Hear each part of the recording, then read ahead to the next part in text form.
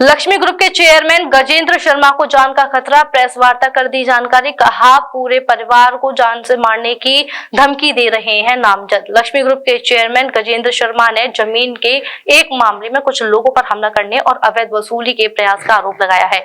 गजेंद्र शर्मा का कहना है कि जीएलए हाईवे के पास कुछ लोगों ने उनकी गाड़ी रुकवा ली और धमकी दे रहे हैं, अपने बेटे को समझा देना, जैसा हम कह रहे हैं वैसा करें और कप्तान की जमीन की रजिस्ट्री करवा दें, नहीं तो इसका बुरा अंजाम होगा। भयभीत चेयरमैन जैत थाने पहुंचे तो आरोपी पीछा करते हुए वहां आ गए और आरोपी यश शर्मा ने 2-3 गाड़ियों में 7-8 व्यक्तियों को और बुला लिया। उनका कहना है कि यह लोग जबरन अवैध वसूली के लिए फर्जी कागजात बनाकर जमीनों पर अवैध कब्जा करते हैं और यह लोग उनसे भी मोटी रकम मांग रहे हैं। लक्ष्मी ग्रुप के चेयरमैन गजेंद्र शर्मा और उनके बेटे ने बताया कि आदर्श कॉलोनी होडल निवासी यश शर्मा उन्हें जान से मारने की धमकी दे रहा है। उन्होंने बताया कि इस संबंध में उन्होंने डायरेक्ट 112 पर कॉल भी की है और जैत थाने में तहरीर भी दी है, लेकिन पुलिस ने कोई कार्रवाई नहीं की है। उनका कहना है कि हो सकता है आरोपियों ने पुलिस से साठगांठ कर रखी हो, जिस वजह से उनकी कोई भी सुनवाई नहीं हो रही है। उन्होंने पत्रकार वार्ता कर सुरक्षा की पुलिस से मांग की है। ये सर प्रेस वार्ता आयोजित की जा रही है, क्या प्रकरण है पूरा? देखिए, कल मेरे साथ दुर्घटना हुई। मैं पहले अपना परिचय दे दूं। Gajendra Kumar Sharma, chairman Lakshmi group. जैसा कि आप जानते हैं कि हमारा जो ग्रुप है वो भारत सरकार को, राज्य सरकार को करोड़ों रुपए साल राजस्व देता है। मैं गुड़गांव से लौट रहा था तो एक भूमाफिया है, मैंने बाद में पता लगाया, उस व्यक्ति ने मुझे ओवरटेक करके जीएलए से पहले मेरी गाड़ी को रुकवा लिया। मैंने जब उससे पूछा तो उन्होंने कही कि आप नीचे उतरो, तो वो मैं नीचे नहीं उतरा तो वो खुद गाड़ी खोल कर अंदर आ गया, तो मैं नीचे उतर गया। उसके बाद उसने कही कि अपने बेटे से समझा देना और मैं जैसे कह रहा हूँ वैसे करो। मैंने क्या चक्कर है भाई, बेटा जाने तुम जानो कि नहीं। वो एक ज़मीन के चक्कर में बाबूलाल का लड़का ये कप्तान उसके साथ दे रहा है और उससे अलग हो जाए, नहीं तो आप और आप परिवार ये सोच लेना कि जैसा वृंदावन में जो दुर्घटना हुई है वो आपके साथ भी हो जाएगी। मैंने थोड़ा सा कड़क ली, उसे मैंने जब जवाब दिया तो वो तुरंत अपनी गाड़ी में से रॉड निकालने के लिए जैसे ही पहुंचा और मैं एहसास कर गया तो मैं तुरंत गाड़ी में बैठ गया और ड्राइवर लेके गाड़ी और तुरंत भाग लिया। सीधे हम जैत चौकी आए। ये लोग पीछे से ही 2-3 गाड़ी और आई, 7-8 आदमी आ गए। मैं जैत चौकी में अंदर घुस गया। ये लोग बाहर मेरा मतलब इंतज़ार करते रहे, लेकिन मैं बाहर नहीं निकला। लेकिन जैसे 112 नंबर पर मैंने घंटी करी, क्योंकि थाना अध्यक्ष वहाँ थे नहीं, तो मैंने घंटी करी। घंटी करने के बाद तुरंत पुलिस के 4-5 मतलब आ गए। इस वजह से मेरी जान बच गई। इन्होंने जब मैं निकल के नहीं पुलिस चौकी से बाहर आया तो वहाँ पे ही मुझे घेर लिया, लेकिन मैं दौड़ लगा के फिर पुलिस चौकी में घुस गया। तो मुझे ऐसा एहसास लगा कि कल मुझे ये कोई भी मेरे साथ ऐसी दुर्घटना हो सकती थी। इसलिए आज मैं ज़रूरी समझा कि प्रेस वार्ता के माध्यम से मैं पुलिस कप्तान तक, हालांकि पुलिस कप्तान जी ने फ़ोन उठाया नहीं था, कल मैंने उनको भी फ़ोन किया था।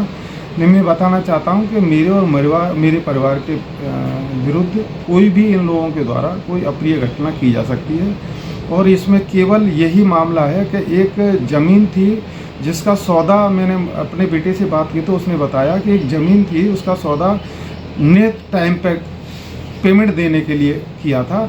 इन्होंने पूरा पेमेंट नहीं दिया, 70% पेमेंट दिया था। 70% में भी इन्होंने रजिस्ट्री किसी दूसरे के नाम में करा दी थी। उसका भी एक रजिस्ट्री का चेक भी अभी तक पड़ा हुआ, वो चेक भी डिसऑनर हो गया और ये चेक को भी ये कह के ले गए कि मैं RTGS करा दूंगा। अब इनका दबाव है कि जो बची हुई 33% ज़मीन है और वो कप्तान का भाई है, वो बेचना नहीं चाह रहा है और ज़बरदस्ती मनोज के ऊपर प्रेशर डालें कि कप्तान से कहो कि वो ज़मीन को हमें दे दे। जब कप्तान का ये कहना है कि अब मुझे मेरा भैया वो ज़मीन नहीं दे रहा, तो केवल यही ज़मीन का मैटर है। और इसी मैटर पे हमारे परिवार को प्रताड़ित करके ये चाहते हैं कि उस ज़मीन का हम सौदा मतलब उसको बिकवा दें, लेकिन कप्तान जब भाई तैयार नहीं है कप्तान का तो हम कैसे कह सकते। इसलिए मेरी पुलिस प्रशासन से यही प्रार्थना है कि हमारे और हमारे परिवार के साथ में कोई दुर्घटना न हो जाए, ऐसा मुझे एहसास होने लगा है। क्या सुरक्षा की मांग की है? सुरक्षा की मैं मांग करूंगा, लेकिन आप तो जानते ही हो कि सुरक्षा सभी नेताओं को दी जाती है, हम जैसे व्यक्तियों को लिए कोई सुरक्षा कहाँ दी जाती है। इसलिए ये मांग करना भी हमारे लिए मैं नहीं समझता।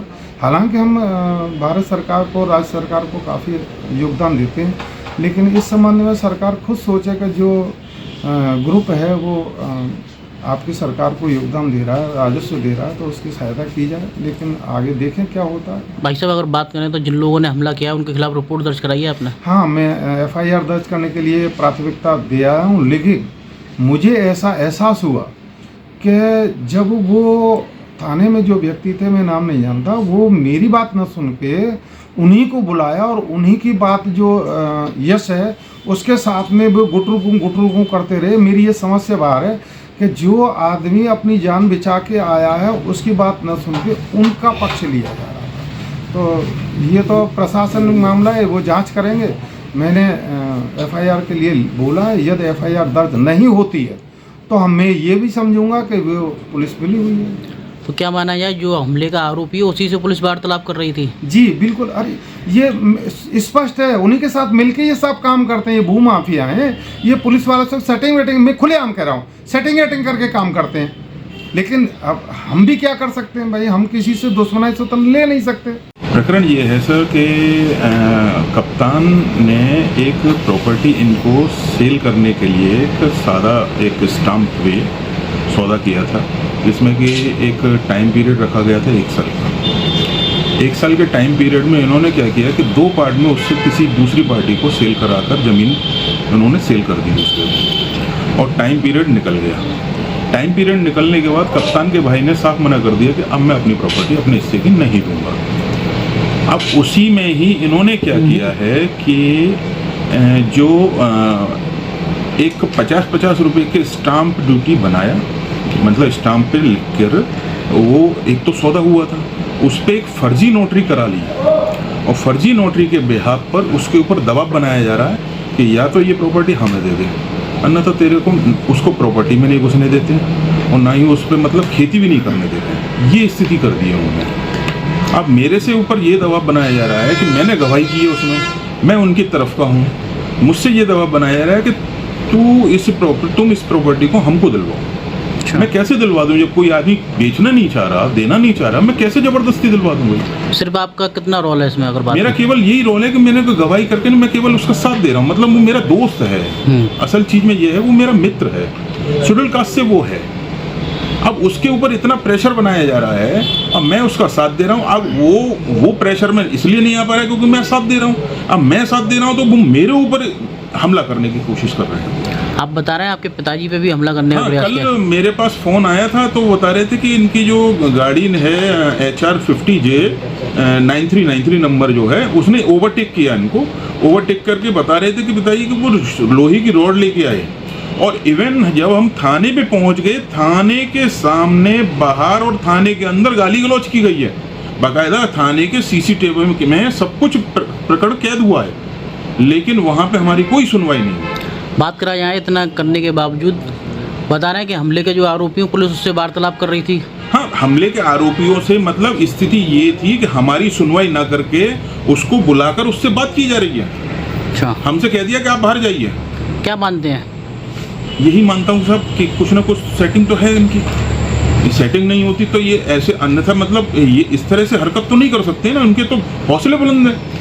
क्या मांग करते हैं नोटरी उनसे? की फर्जी मोहर बनवाई है, फर्जी मोहर बनवा के नोटरी कराई है, नोटरी करा के बाकायदा वहाँ जिसके नाम से नोटरी कराई है उसने बाकायदा उनको कप्तान सिंह को लिख के दे दिया कि ये हमने नोटरी नहीं की है जी, ये हमारे द्वारा ना तो रजिस्टर में दर्ज है और ना ही हमारे द्वारा नोटरी की गई है। क्या मांग तो करते अभी हैं पुलिस कोई भी उसके ऊपर कोई एक्शन नहीं ले रही इनके ऊपर। आप क्या मांग करते हैं आप? अब मांग यही करता हूँ कि साहब इनके विरुद्ध उचित कार्रवाई हो, बस न्याय का थोड़ा सा ये है कि न्याय का पालन हो बस।